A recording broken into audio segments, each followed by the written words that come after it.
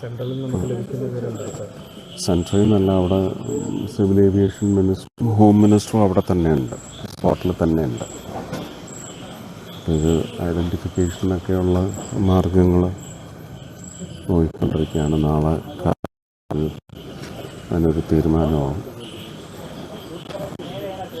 അതിൽ കൂടുതലൊന്നും DNA വേണ്ടി വരുമല്ലോ. ഇവിടുന്ന് ബന്ധുക്കൾ പോകേണ്ടി വരുമോ? ഒരാൾ പോകേണ്ടി വരുന്നുണ്ട്, തയ്യാറായി നിൽക്കും. അമ്മ ഇതുവരെ അറിഞ്ഞിട്ടില്ല. പക്ഷേ എല്ലാവരും കൂടെ വരുമ്പോൾ പിന്നെ സംശയം പതുക്കെ അറിയുന്നതാണ് നല്ലത്. മക്കളിറങ്ങിയത്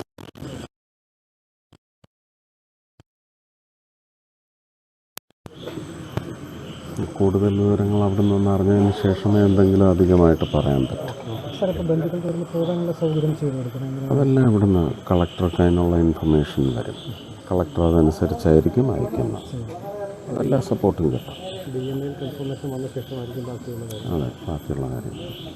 പക്ഷെ മാനിഫെസ്റ്റിൽ രജിസ്റ്റർ ചെയ്തിട്ടുണ്ട്. മാനിഫെസ്റ്റ് ഞാൻ കണ്ടു, എനിക്ക് മിനിസ്റ്റർ അയച്ചു തന്നു.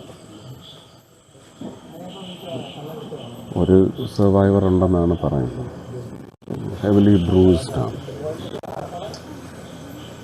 നോക്കാം, എന്തെങ്കിലും ഒരു ഇൻഫർമേഷൻ വരാതെ കൂടുതലായിട്ടൊന്നും പറയാനൊക്കത്തില്ല.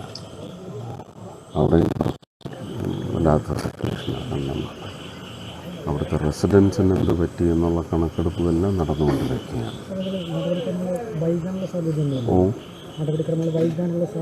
ഒരിക്കലുമില്ല. എപ്പോഴും അത് ത്വരിതപ്പെടുത്താനുള്ള ശ്രമമേ ഉണ്ടാവും. വൈകിക്കേണ്ട ആവശ്യമില്ല.